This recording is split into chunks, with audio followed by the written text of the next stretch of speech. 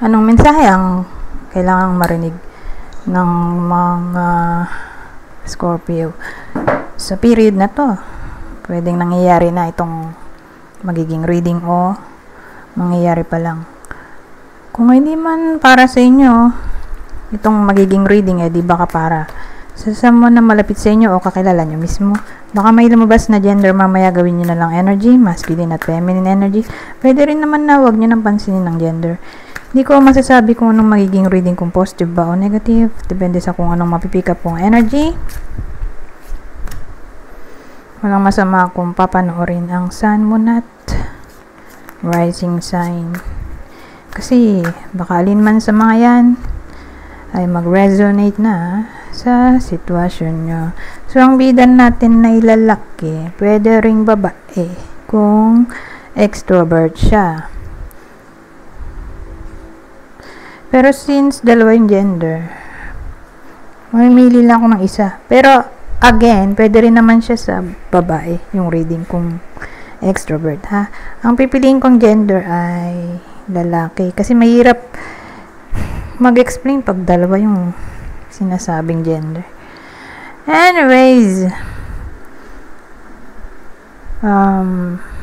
maaring may anak na siya o magkakaanak, may anak o magkakaanak pa lang.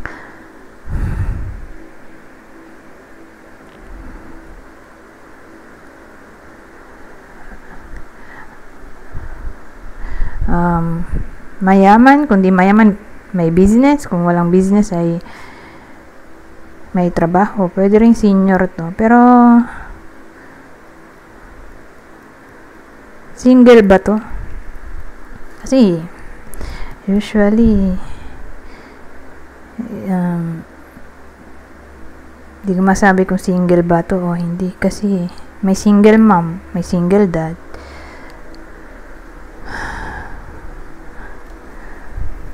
So, single ba bida natin? Yes or no?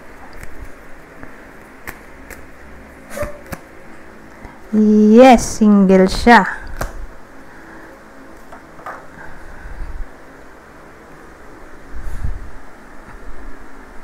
Baka, teka. May anak ba to? Yes or no? No! Single. Ang civil status. Tapos walang anak. Okay? So, the rest, ang sinabi ko ay baka yun nga, mag-fit sa sitwasyon nitong bida natin. Ngayon, ayan na tong 6 of Pentacles. Mukhang may blessing na paparating, oh. Kaya lang, bakit may the moon? Diyos ko po. Pero maganda, oh. May wheel of fortune.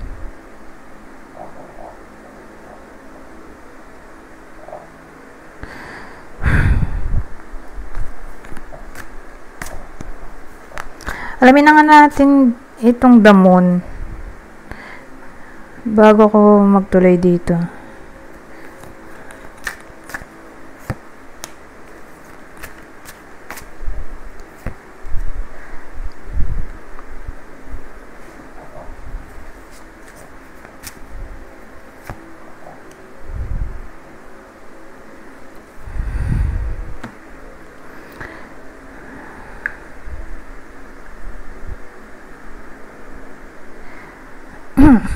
The Fool. Yung damon, kinlarify ng The Fool. Page of Wands. At ano yung isa? Ito. Five of Swords yan. So, ngayon,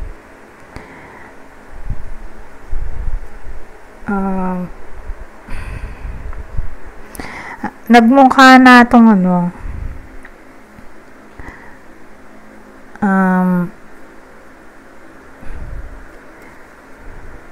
may someone na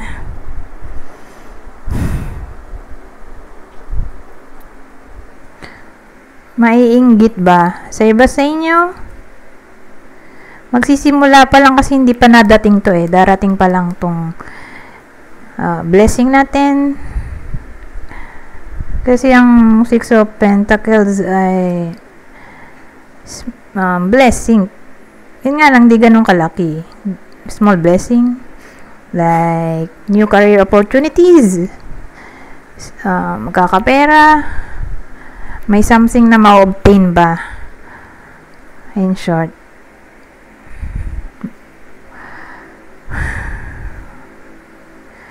Ngayon, kung ano man yung darating sa buhay nyo na maganda, kasi Six of Pentacles to. Kasi, again, darating pa lang yung beginning eh. Page of Wands. Ay, sabihin natin may someone na ito na yung kaaway na tinutukoy ko. Okay?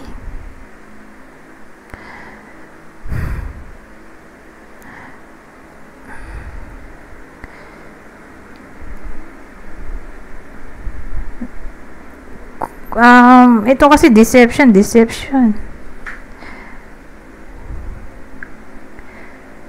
Ito yung tinutukoy ko na hidden enemy ng iba sa inyo na maiinggit ba sa kung ano ma-o-obtain ng iba sa inyo dito sa Six of Pentacles. Kasi darating pa lang yan eh. Probably maganda kasi Six of Pentacles nga. Sabi ko nga blessing. Yun nga lang di siya malaking blessing tulad ng Jupiter, ano ba yun? Wheel of Fortune or the Sun.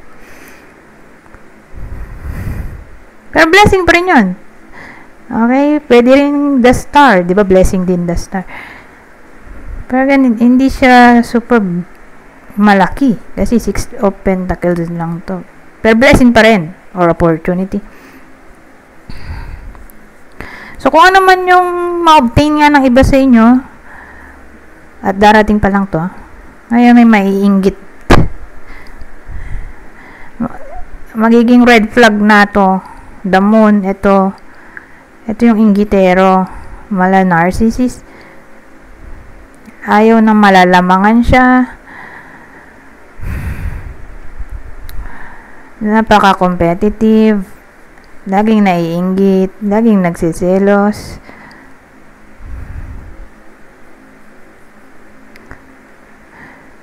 So, gusto niya siya lang ang palaging panalo, winner, sa lahat ng bagay.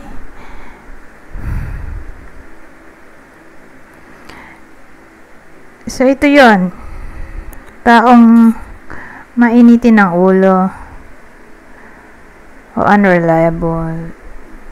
Pero kung sa itsura, Page of Wands, siguro, para makilala nyo, probably, teenager to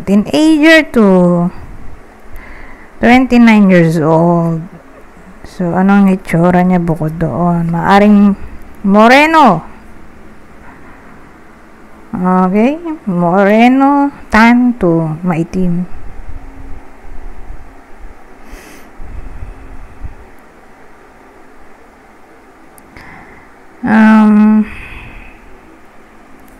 Anong gender? Probably. Kasi di masabi yung page kung anong gender niya eh. May lalaki, may babae. May iba nagsasabi, lalaki daw yan. May iba sabi, babae. Pero doon na lang tayo mag-stick sa babae.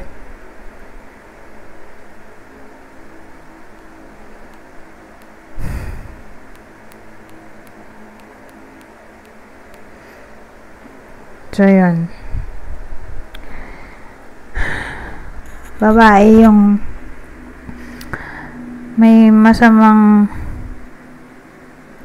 motibo dito sa bida natin. Siya yung naiinggit or very competitive. Ayaw niya malalamangan kapag may binili itong bida, gusto niya meron din siya. Kinakapi niya itong bida natin. Ganun, may iba palang ganun ng style. Kung sino yung hater, yung pa yung nagkakapi. Diba? Ang weird. Ang akala ko nga kapag ginagaya ka kasi gusto ka niya. Yung pala, may iba na kaya kanya kinakapi o ginagaya. Ay dahil nainis siya sa'yo. Or gusto niyang maging siya yung bida. Or may kinaiinggitan ba siya sa bida na gusto niya mas mapunta sa kanya. Basta ganon. Naiinggit siya, nagsiselos sa bida natin. O siguro nagsiselos kasi laging sinuswerte yung bida natin. Tapos siya, walang nangyayaring ganon. Kaya ayun, di niya mapigilan ang sarili na mainggit.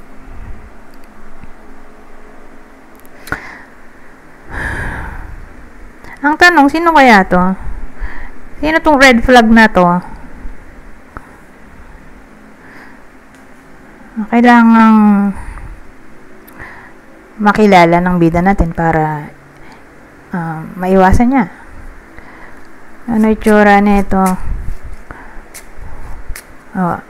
Anong description para makilala nyo?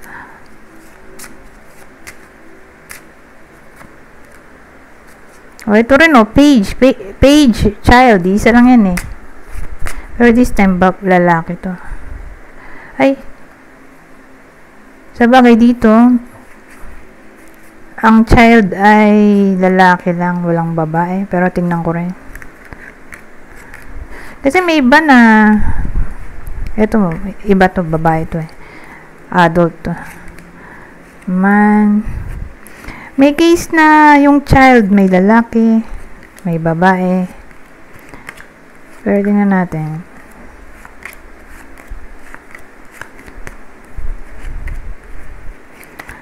Hindi ko kasi memoryado ang lahat ng card ko eh. Ito adult to, ito kasi child eh.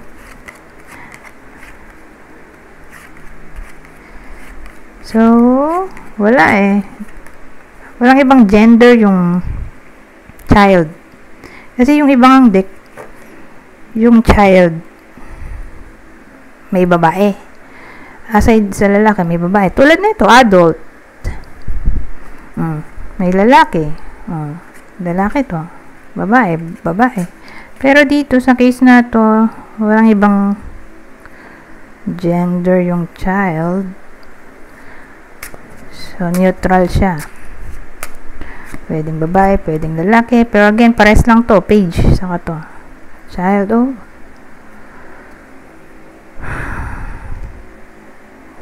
Peste talaga yung ano, yung naiinggit hanggang dito, oh, sa mais natin, oh. So, paano makikilala ng bida natin? Kasi maganda yung may description, di ba? Para makilala nyo. Yung hidden enemy. Kanina, dinescribe ko na yung bida. So, base doon sa description, malalaman nyo naman kung kayo ba yung bida, person nyo, o kakilala nyo. So, this time, ang inaalam natin na description ay yung hidden enemy. Okay? So, again, malaki chance na naglalaro yung edad sa 29, ay, ano ba yun? Teenager to 29 years old. Kasi pares lang to, saka to. Pero, sarili ko lang invento yung edad. Kasi, kanya-kanya naman style yan eh. So, kapitbahay eh. Maraming pwedeng case. Iba sa inyo, kapitbahay to. So, kunin nyo lang yung clue na sa tingin nyo ay fit sa sitwasyon nyo. So, again, Sabihin nating kapitbahay, kaibigan, kapatid na babae,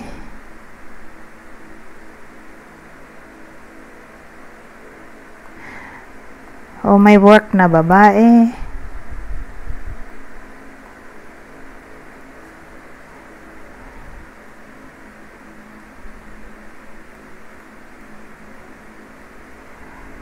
o yun lang ang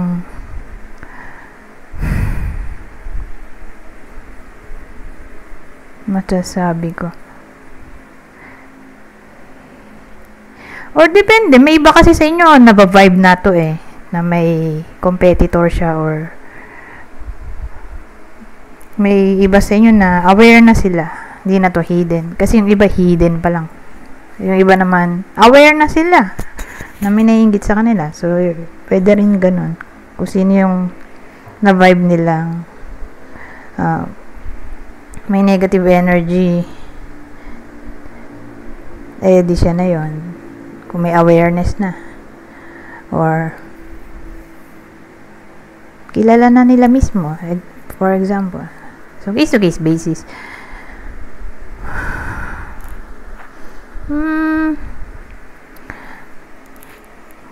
Ano pang itsura?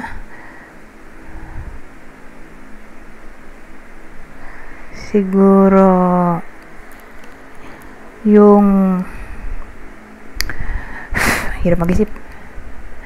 Yung enemy natin dito ay maliit. Kasi maliit to maliit din to. Maliit, mga nasa 5'3". Pababa yung height.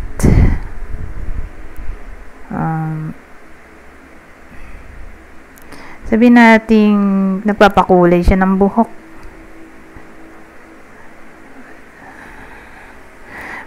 May iba kasi nagha-highlights ng buhok Pwedeng ganun.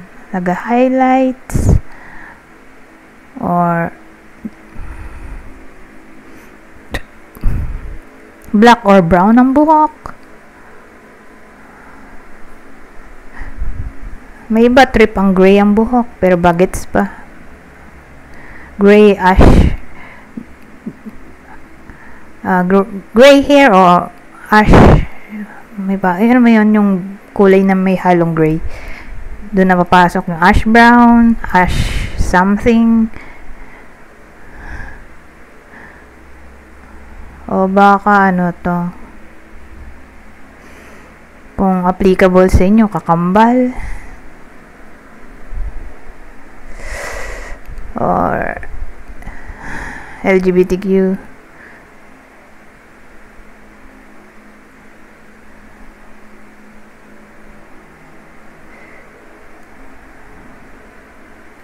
So, ayun yung mga posible nating palatandaan para makilala nyo kung sino tong taong to. So, kunin nyo lang yung clue na sa tingin nyo ay fit sa sitwasyon nyo. Or baka nga kilala na ng iba sa inyo ang taong to. Depende.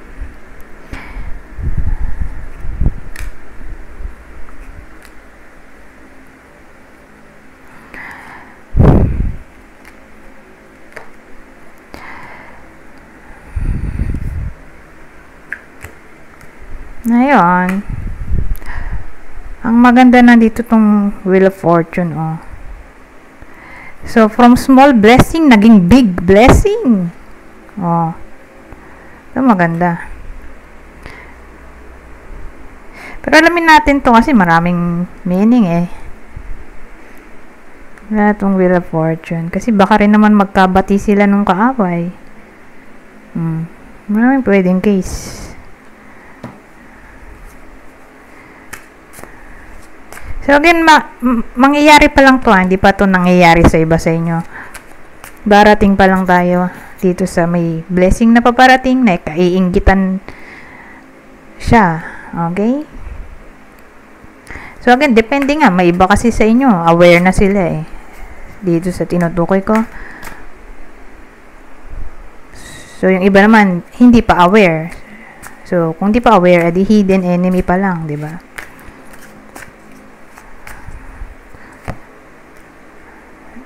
Anyways, ano tong Wheel of Fortune?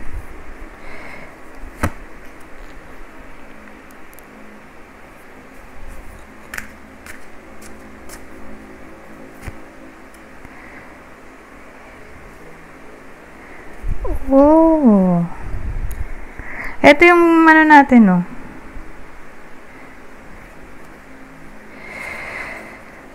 Energy nung kaaway. Or magiging kaaway. Kung magkakaalaman pa lang. Mukhang mag-apologize naman siya. May chance ng apology dito, oh. Opportunity apology. Kaya pala may Wheel of Fortune. So, sabi ko nga kanina, baka magkabati. Kasi pwede rin tong harmony, eh. Peace. Ay, Wheel of Fortune. Ang naisip ko, ano eh. Saturn. Ano ba yung Saturn na yun? Yung The World. OMG, The World pa lang naisip ko. Pero kasi yung Wheel of Fortune natin, usually positive card siya. May kailangan sa all kinds na ng blessing, luck,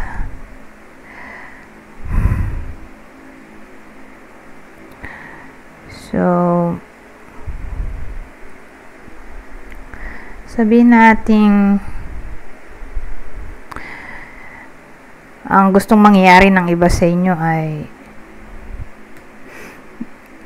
mag-apologize yung kaaway sa iba sa inyo, pwede naman. Ngayon,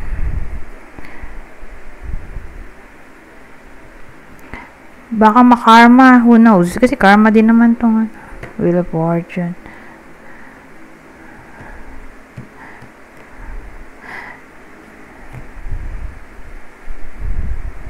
So, kung gusto nyo makarma yung tao, pwede naman. So, dahil na karma, dun ma-realize nung tao, nung enemy, yung ginawa sa iba sa inyo, kaya mag-apologize.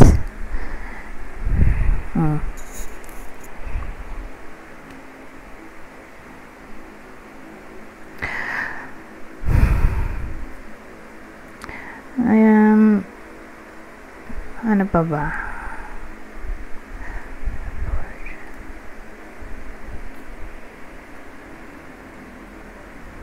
So, kung sabihin natin hindi natin ito didikit etong Wheel of Fortune doon sa kaaway, as in sabihin natin mag-stand alone lang siya, hindi sila magkakadikit, hindi to kadikit nitong damon, as in ito lang, kung ito lang ang pagbabasehan natin, Wheel of Fortune, kinlarify nitong Page of Cups, Queen of Cups, Ace of Pentacles,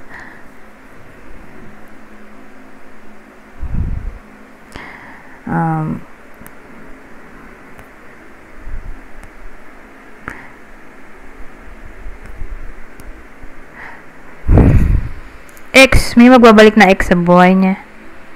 Mag-heart to heart conversation sila, oh. May chance na, yun nga, magbalik ang ex, kung meron man. Itong bida natin. Tapos, malalaman niya na may feelings pa sa kanya yung ex niya. So, dito sa taon na to, may chance na yung iba sa inyo ay may magbalik na ex, mag-heart to heart conversation. So, depende kung type pa ba ng iba sa inyo tong ex, kasi may iba na ayaw na sa ex, di ba? Depende kung sinong ex. Pero nasa sa inyo na yan, okay? Kung paano nyo gagamitin tong Ace of Pentacles. May kinalaman sa opportunity, abundance, manifestation.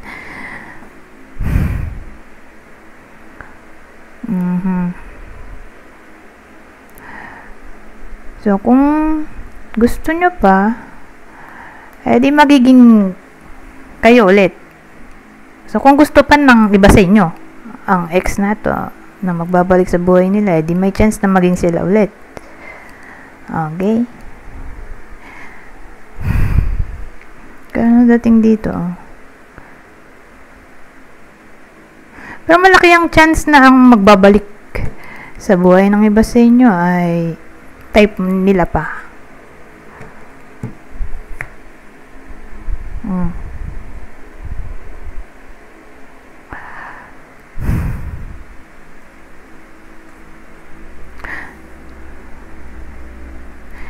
Pero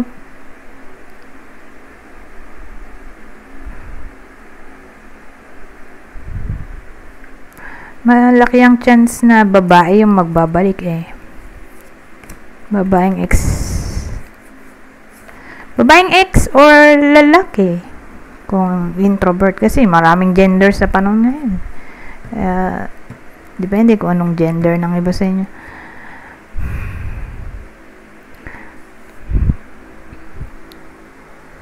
Oh, 26 minutes pala. So, dahil 26 minutes na to, hindi ko na namalayan ng oras. Hindi na natin lalabas to, oh. Sayang naman to. Eto pa. Bihira ko pa naman gamitin to. Nag-stick na lang tayo dun sa dito. The Norman the Tarot. Ito na lang. Ito yung possible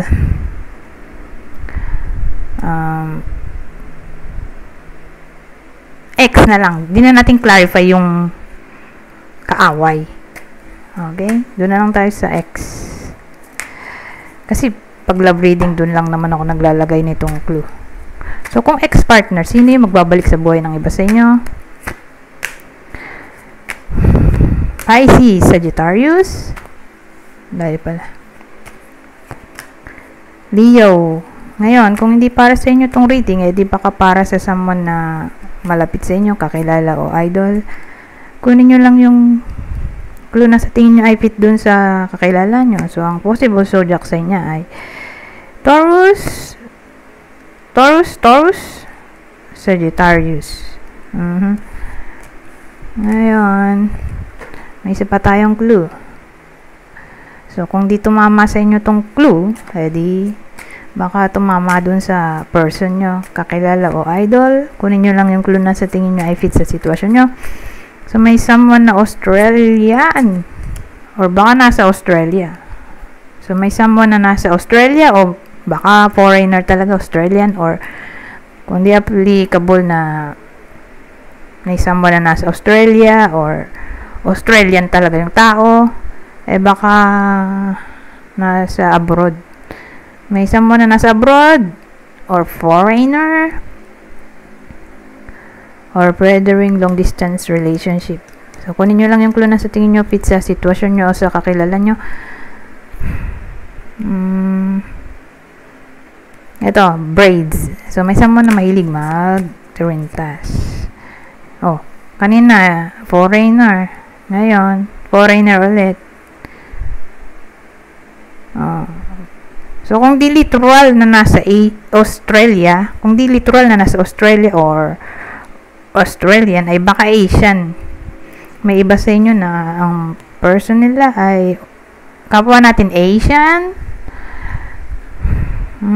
O, kapwa natin Pilipino kasi Asia pa rin to. So, kapwa natin Pilipino or kung foreigner man ay kung di Australian ay kapwa Asian or may someone na nasa ibang bansa na nasa Asia, pwede rin ganun. Pero again, pwede itong foreigner or nasa abroad or kung di ganun ay long distance relationship. So, may someone na may average height. So, probably nasa 5'4" to 5'8". Yung height, may someone na ganoon. Kaya yung clue. Okay? So, dito na ako mag-end. Anyways, hanggang dito na lang. Goodbye. For now.